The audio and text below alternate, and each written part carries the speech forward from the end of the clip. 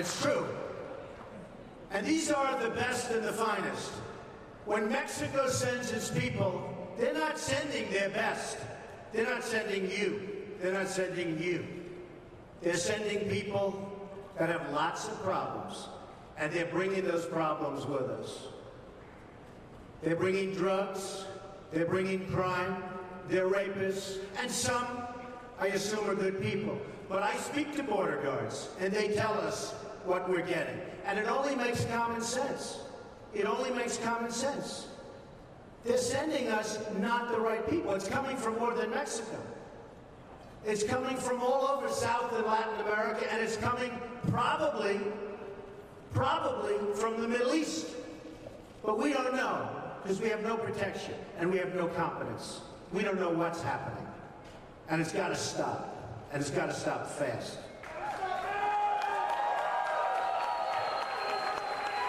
Islamic terrorism is eating up large portions of the Middle East. They become rich. I'm in competition with them. They just built a hotel in Syria. Can you believe this? They built a hotel. When I have to build a hotel, I pay interest. They don't have to pay interest because they took the oil that when we left Iraq, I said we should have taken. So now ISIS has the oil. And what they don't have, Iran has. And in and I will tell you this, and I said it very strongly, years ago, I said, and I love the military, and I want to have the strongest military that we've ever had, and we need it more now than ever, but I said, don't hit Iraq, because you're going to totally destabilize the Middle East.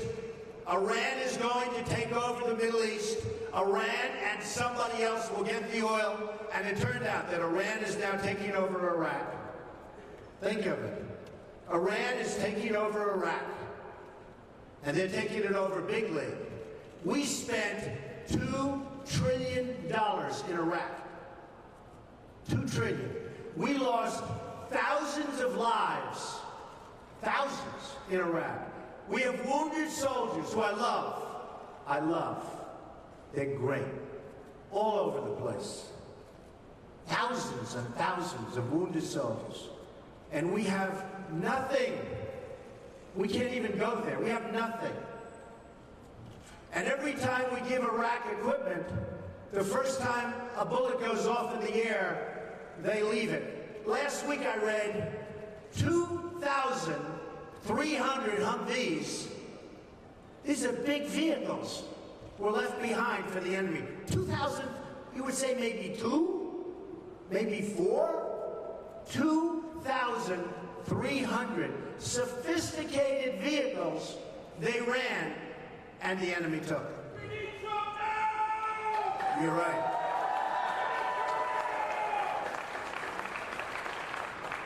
Last quarter, it was just announced, our gross domestic product, a sign of strength, right?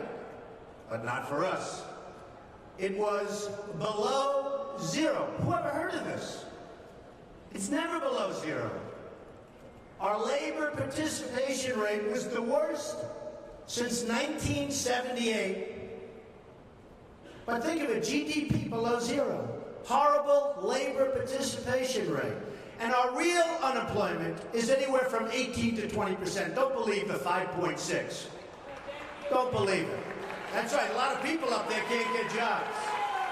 They can't get jobs because there are no jobs. Because China has our jobs, and Mexico has our jobs. They all have our jobs. But the real number is anywhere from 18 to 19 and maybe even 21%. And nobody talks about it because it's a statistic that's full of nonsense. We want jobs now! Our enemies are getting stronger and stronger by the day, and we as a country are getting weaker. Even our nuclear arsenal doesn't work. It came out recently They have equipment that's 30 years old. They don't even know if it worked. And I thought it was horrible when it was broadcast on television, because boy, does that send signals to Putin and all of the other people that look at us and they say, that is a group of people, and that is a nation that truly has no clue. They don't know what they're doing. They don't know what they're doing. We have a disaster called the Big Lie, Obamacare. Obamacare. Yesterday it came out that costs are going for people up 29, 39, 49, and even 55%. And deductibles are through the roof. You have to get hit by a tractor, literally a tractor, to use it, because the deductibles are so high it's virtually useless. It is a disaster. And remember the $5 billion website. $5 billion we spent on a website. And to this day it doesn't work. A $5 billion website. I have so many websites I have all over the place.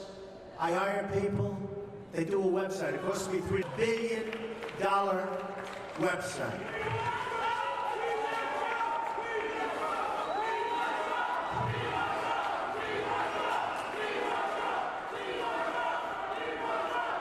Well, you need somebody, because politicians are all talk, no action. Nothing's going to get done. They will not bring us, believe me, to the promised land. They will not. As an example, I've been on the circuit making speeches, and I hear my fellow Republicans, and they're wonderful people. I like them. They all want me to support them. They don't know how to bring it about. They come up to my office. I'm meeting with 3 of them in the next week, and they don't know. Are you running? Are you not running? Could we have your support? What do we do? How do we do it? I like them. And I hear their speeches. And they don't talk jobs, and they don't talk China. When was the last time you heard China's killing us? They're devaluing their currency to a level that you wouldn't believe. It makes it impossible for our companies to compete. Impossible. They're killing us.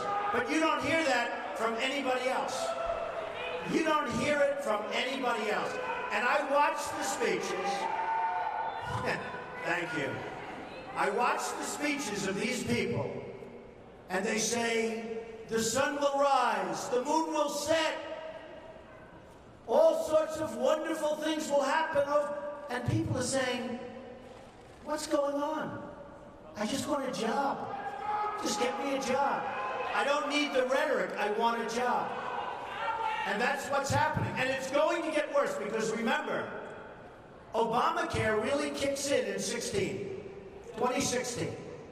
Obama is going to be out playing golf. He might even be on one of my courses. I would invite him. I actually would say, I have the best courses in the world, so I'd say, you know what, if he wants to, I have one right next to the White House, right on the Potomac. If he'd like to play, that's fine. In fact, I'd love him to leave early and play. That would be a very good thing. But Obamacare kicks in 2016, really bigly. It is going to be amazingly destructive. Doctors are quitting. I have a friend who's a doctor, and he said to me the other day, Donald, I never saw anything like it. I have more accountants than I have nurses. It's a disaster. My patients are beside themselves. They had a plan that was good. They have no plan now. We have to repeal Obamacare, and it can be and it can be replaced with something much better for everybody. Let it be for everybody, but much better and much less expensive for people and for the government. And we can do it.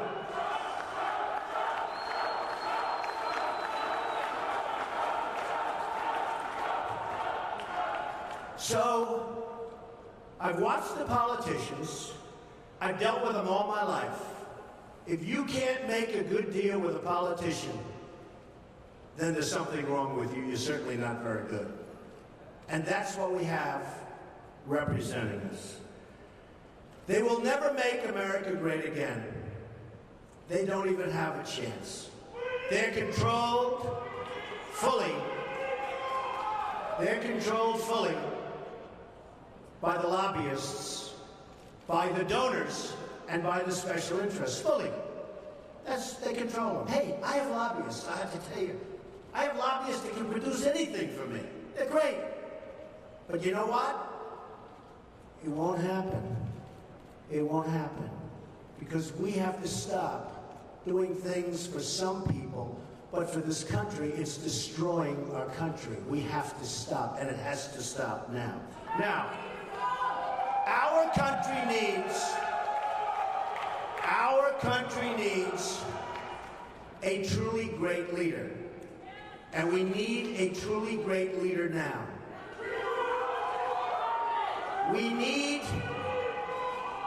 a leader that wrote The Art of the Deal. We need a leader that can bring back our jobs, can bring back our manufacturing, can bring back our military, can take care of our vets. Our vets have been abandoned. And we also need a cheerleader. You know, when President Obama was elected, I said, well, the one thing I think he'll do well, I think he'll be a great cheerleader for the country. I think he'd be a great spirit. He was vibrant, he was young. I really thought that he would be a great cheerleader. He's not a leader, that's true. You're right about that. But he wasn't a cheerleader. He's actually a negative force. It's been a negative force. He wasn't a cheerleader. He was the opposite. We need somebody that can take the brand of the United States and make it great again. It's not great again. We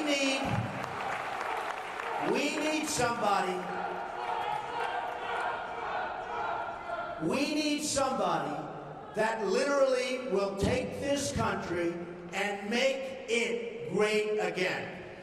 We can do that. And I will tell you, I love my life. I have a wonderful family. They're saying, Dad, you're going to do something that's going to be so tough. You know, all of my life I've heard that a truly successful person, a really, really successful person, and even modestly successful, cannot run for public office. Just can't happen. And yet that's the kind of mindset that you need to make this country great again. So, ladies and gentlemen, I am officially running for President of the United States, and we are going to make our country great again.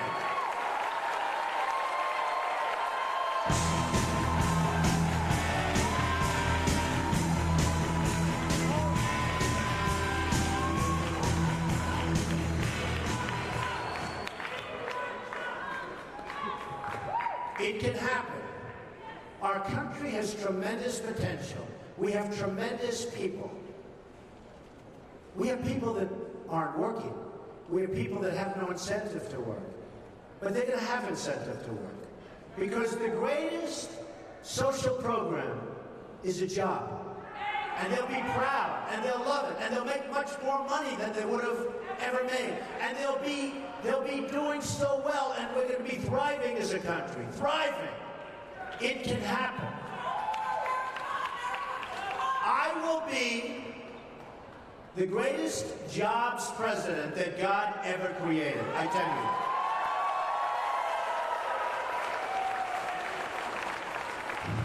I'll bring back our jobs from China, from Mexico, from Japan, from so many places.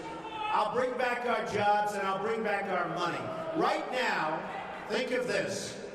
We owe China $1.3 trillion. We owe Japan more than that. So they come in, they take our jobs, they take our money, and then they loan us back the money, and we pay them in interest, and then the dollar goes up. So their deal's even better. How stupid are our leaders. How stupid are these politicians to allow this to happen? How stupid are they?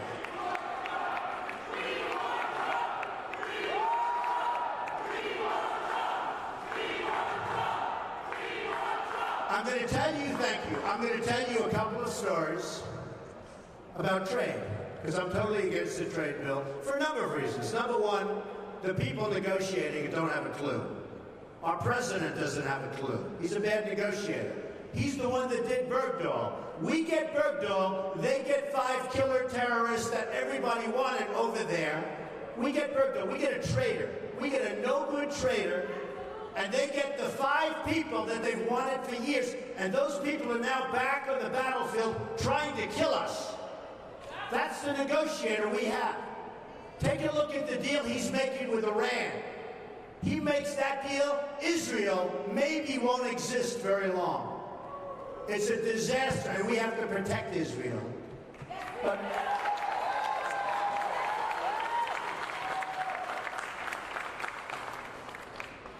so we need people. I'm a free trader. But the problem with free trade is you need really talented people to negotiate for you. If you don't have talented people, if you don't have great leadership, if you don't have people that know business, not just a political hack that got the job because he made a contribution to a campaign, which is the way all jobs just about are gotten. Free trade is terrible. Free trade can be wonderful if you have smart people. But we have people that are stupid. We have people that aren't smart, and we have people that are controlled by special interests, and it's just not going to work. So here's a couple of stories. Happened recently. A friend of mine is a great manufacturer. And you know, China comes over, they dump all their stuff, and I buy it. I buy it. Because frankly, I have an obligation to buy it. Because they devalue their currency so brilliantly, they just did it recently, and nobody thought they could do it again. But with all our problems with Russia, with all our problems with everything, they got away with it again. And it's impossible for our people here to compete. So I want to tell you this story. A friend of mine is a great manufacturer. Calls me up a few weeks ago. He's very upset. I said, what's your problem? He said, you know, I make great product. And I said, I know that because I buy the product. He said, I can't get it into China. They won't accept it. I sent a boat over and they actually sent it back. They talked about environmental, they talked about all sorts of crap that had nothing to do with it. I said, oh, wait a minute, that's terrible. Does anyone know this? He said, yeah, they do it all the time with other people.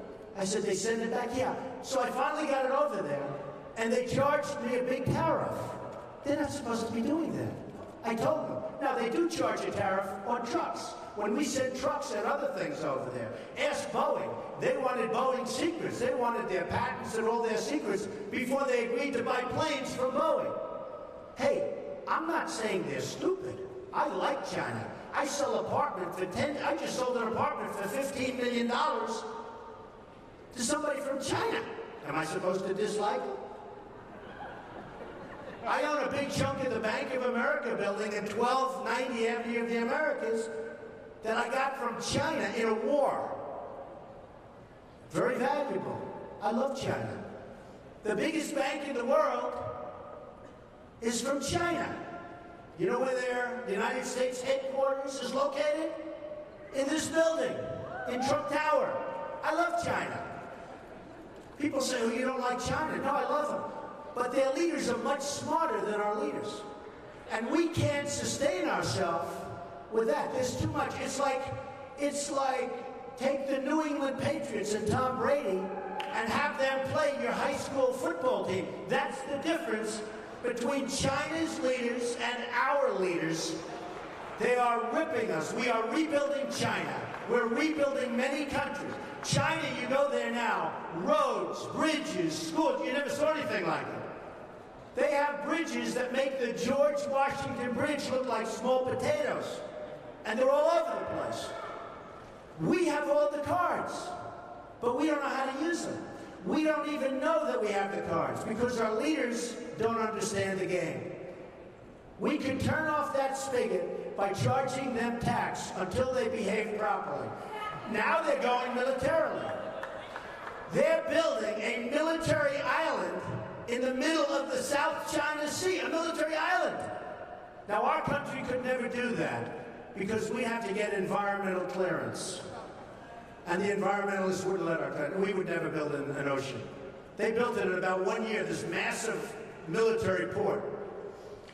They're building up their military to a point that is very scary. You have a problem with ISIS, you have a bigger problem with China. And in my opinion, the new China, believe it or not, in terms of trade, is Mexico. So this man tells me about the manufacturing. I say, that's a terrible story. I hate to hear it. But I have another one, Ford. So Mexico takes a company, car company, that was going to build in Tennessee, rips it out. Everybody thought the deal was dead. Reported in the Wall Street Journal recently. Everybody thought it was a done deal. It's going in, and that's going to be it, going into Tennessee. Great state, great people. All of a sudden, at the last moment, this big car manufacturer, foreign, announces they're not going to Tennessee. They're going to spend their $1 billion in Mexico instead. Not good. Now Ford announces a few weeks ago that Ford is going to build a $2.5 billion car and truck and parts manufacturing plant in Mexico. $2.5 billion. It's going to be one of the largest in the world. Ford, good company. So I announced that I'm running for president. One of the early things I would do, probably before I even got in, and I wouldn't even use, I know the smartest negotiators in the world. I know the good ones, I know the bad ones, I know the overrated ones. You got a lot of them that are overrated. They're not good. They think they are. They get good stories because the newspapers get Buffalo. But they're not good. But I know the best negotiators in the world. And I put them one for each country. Believe me, folks, we will do very, very well. Very, very well. But I wouldn't even waste my time with this one. I would call up the head of Ford, who I know, if I was president. I'd say, congratulations. I understand that you're building a nice $2.5 billion car factory in Mexico, and that you're going to take your cars and sell them to the United States, zero tax, just flow them across the border. And you say to yourself, how does that help us, right? How does that help us? Where is that good? It's not. So say, congratulations, that's the good news. Let me give you the bad news. Every car and every truck and every part manufactured in this plant that comes across the border, we're going to charge you a 35% tax. Okay? And that tax is going to be paid simultaneously with the transaction. And that's it. Now, here's what's going to happen. If it's not me in the position, it's one of these politicians that we're running against. You know, the 400 people that we're all running. And here's what's going to happen. They're not so stupid. They know it's not a good thing. And they may even be upset by it. But then they're going to get a call from their donors, or probably from the lobbyists for Ford, and say, you can't do that to Ford, because Ford takes care of me and I take care of you, and you can't do that to Ford. And guess what? No problem. They're going to build in Mexico. They're going to take away thousands of jobs. It's very bad for us. So, under President Trump, here's what would happen. The head of Ford will call me back, I would say within an hour after I told him the bad news. But it could be he'd want to be cool, and he'll wait till the next day. You know, they want to be a little cool. And he'll say, please, please, please. He'll beg for a little while, and I'll say, no interest. Then he'll call all sorts of political people, and I'll say, sorry, fellas, no interest, because I don't need anybody's money. It's nice. I don't need anybody's money. I'm using my own money. I'm not using the lobbyists. I'm not using donors. I don't care. I'm really rich. I'll show you that myself. And by the way, I'm not even saying that in a bragging. That's the kind of mindset, that's the kind of thinking you need for this country. So, because we're going to make the country rich, It sounds crass. Somebody said, oh, that's crass. It's not crass.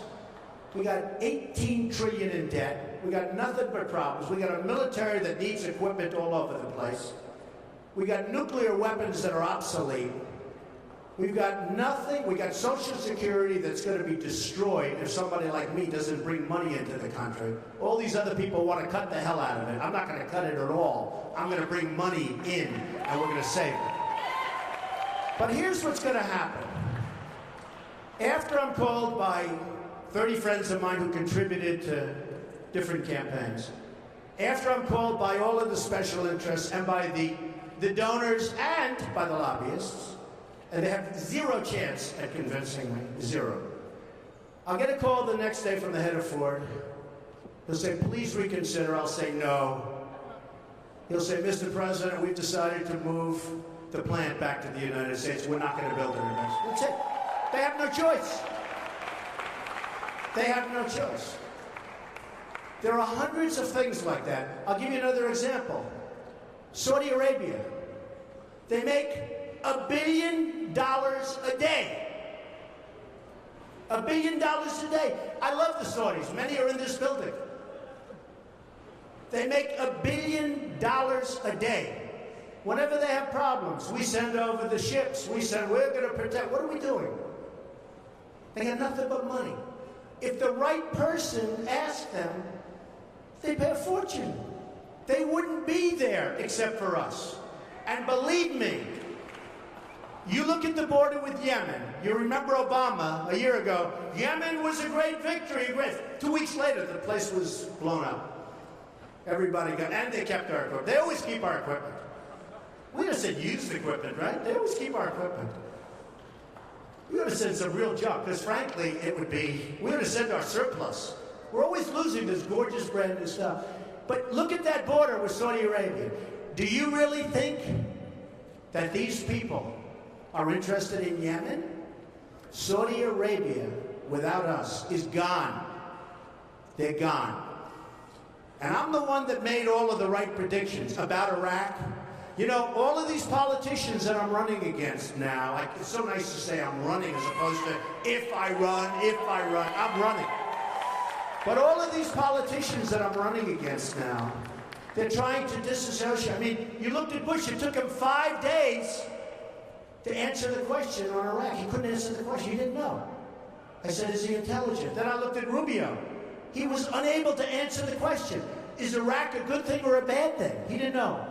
He couldn't answer the question. How are these people going to lead us? How are we going to go back and make it great again? We can't. They don't have a clue. They can't lead us. They can't. They can't even answer simple questions. It was terrible. But Saudi Arabia is in big, big trouble. Now, thanks to fracking and other things, the oil is all over the place. And I used to say it. There were ships at sea, and this was during the worst crisis, that were loaded up with oil.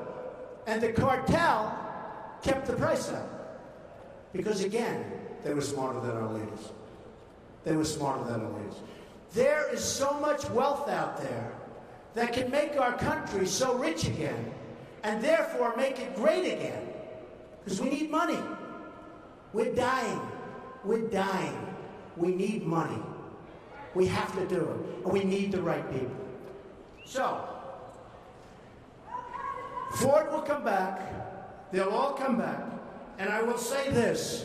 This is going to be an election, in my opinion, that's based on competence. Somebody said, thank you, Darrell. Somebody said to me the other day, a reporter, very nice reporter, but Mr. Trump, you're not a nice person. That's true, but actually I am. I think I am a nice person. People that know me like me. Does my family like me? I think so, right? Look at my family. I'm proud of my family.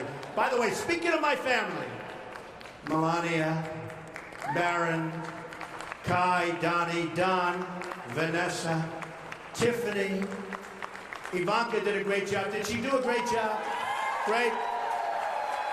Jared, Laura, and Eric. I'm very proud of my family. They're a great family.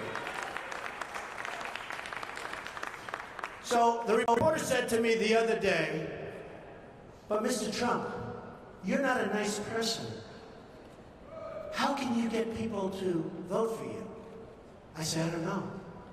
I said, I think that, number one, I am a nice person, give a lot of money away to charities and other things. I think I'm actually a very nice person. But I said, this is going to be an election that's based on competence. Because people are tired of these nice people, and they're tired of being ripped off by everybody in the world, and they're tired of spending more money on education than any nation in the world, per capita, than any nation in the world. And we're 26th in the world. 25 countries are better than us at education. And some of them are like third world countries. But we're becoming a third world country because of our infrastructure, our airports, our roads, everything. So one of the things I did, and I said, you know what I'll do? I'll do it. Because a lot of people say, he'll never run. Number one, he won't want to give up his lifestyle. They're right about that, but I'm doing it. Number two, I'm a private company, so nobody knows what I'm worth. And the one thing is that when you run, you have to announce and certify to all sorts of governmental authorities your net worth.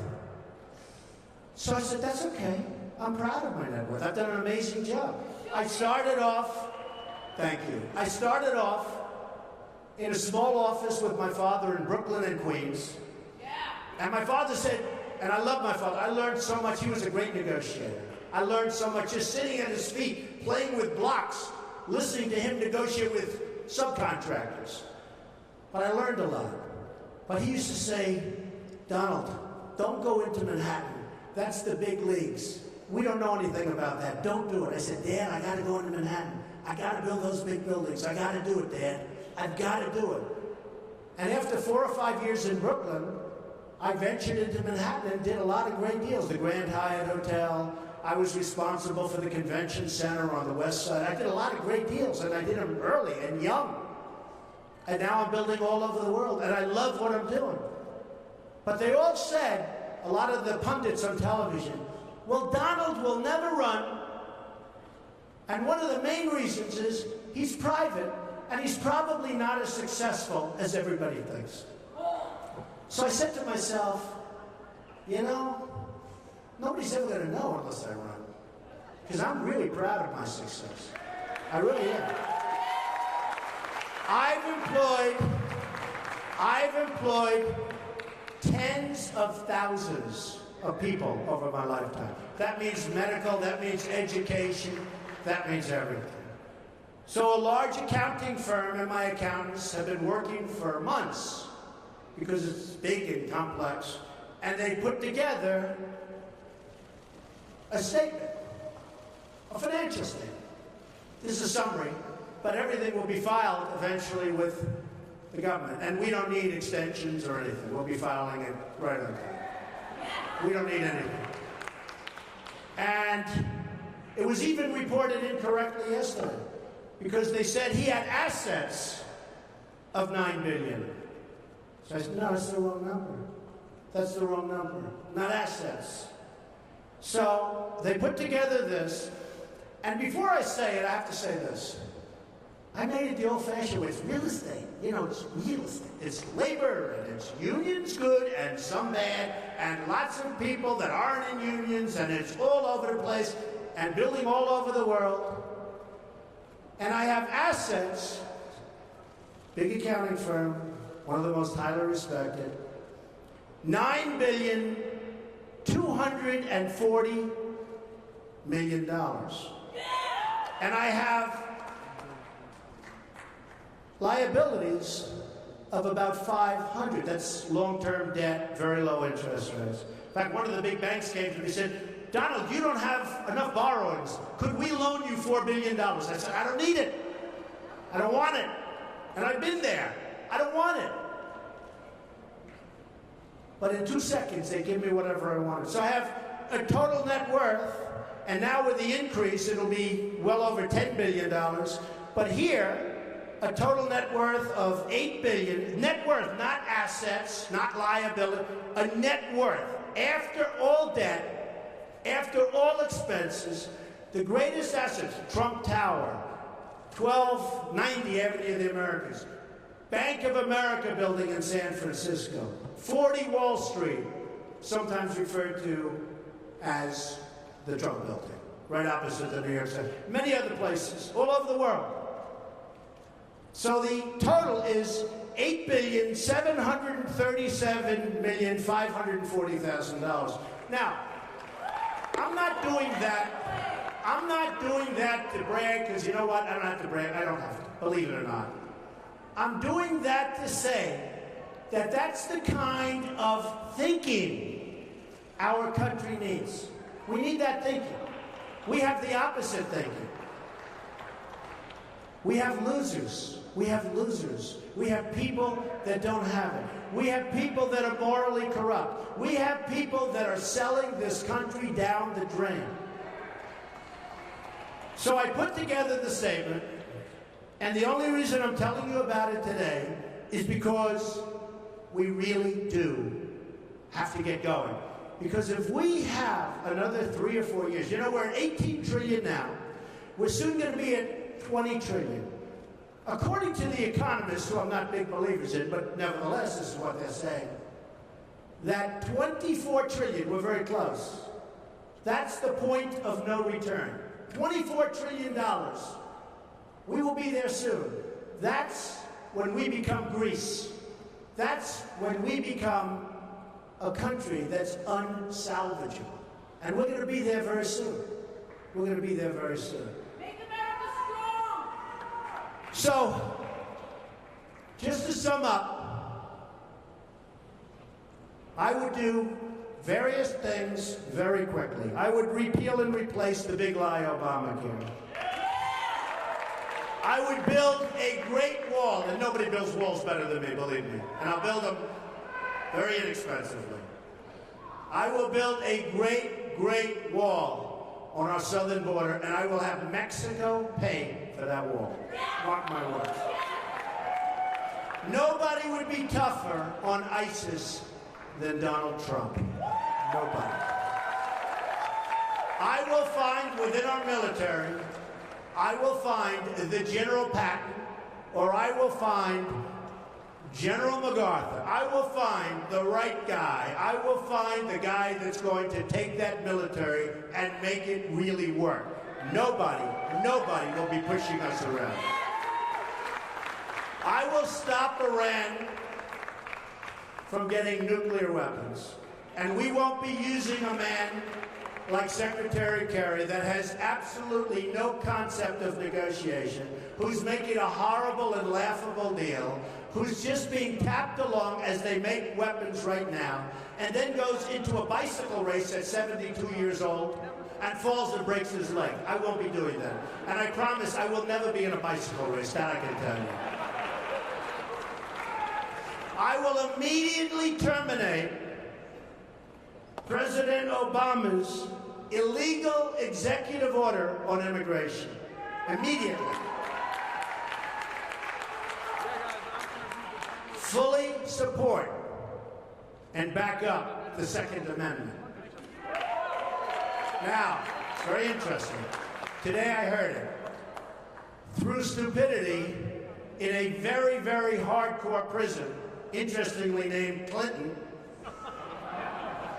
two vicious murderers, two vicious people escaped, and nobody knows where they are.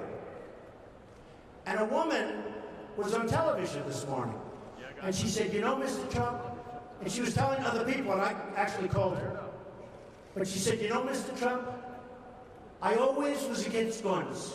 I didn't want guns. And now, since this happened, it's up in the prison area. My husband and I are finally in agreement because he wanted the guns. We now have a gun on every table. We're ready to start shooting. I said, very interesting. So protect the Second Amendment. End Common Core. Common Core it is a disaster. Bush is totally in favor of Common Core. I don't see how he can possibly get the nomination. He's weak on immigration. He's in favor of Common Core. How the hell can you vote for this guy? You just can't do it. We have to end.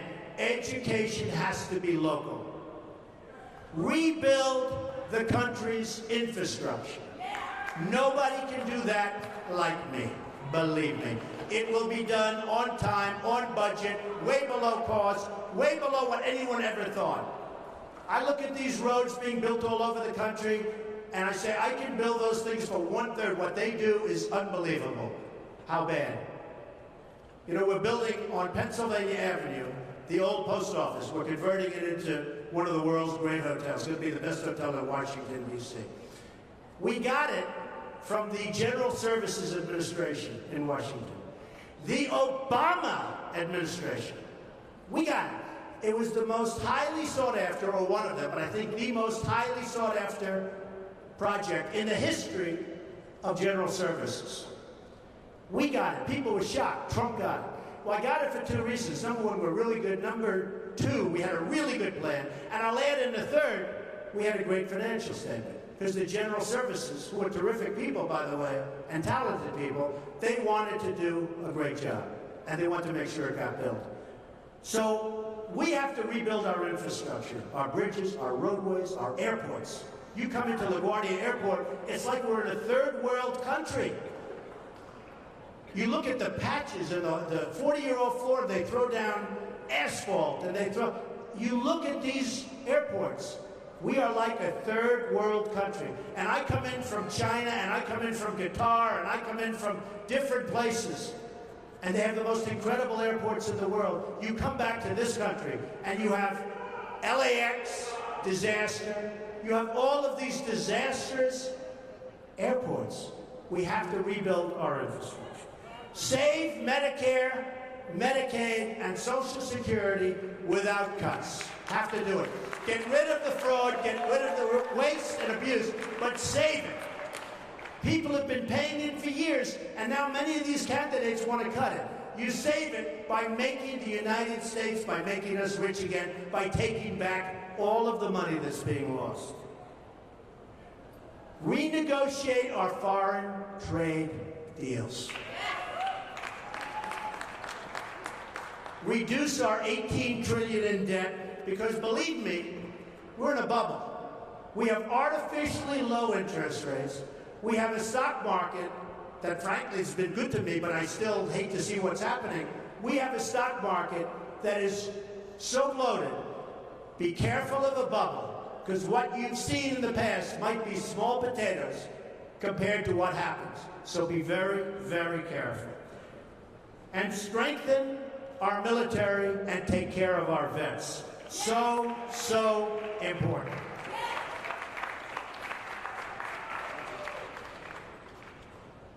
Sadly, the American dream is dead. Bring it back. But if I get elected president, I will bring it back. Bigger and better and stronger than ever before, and we will make America great again. Thank you. Thank you very much. Thank you very much.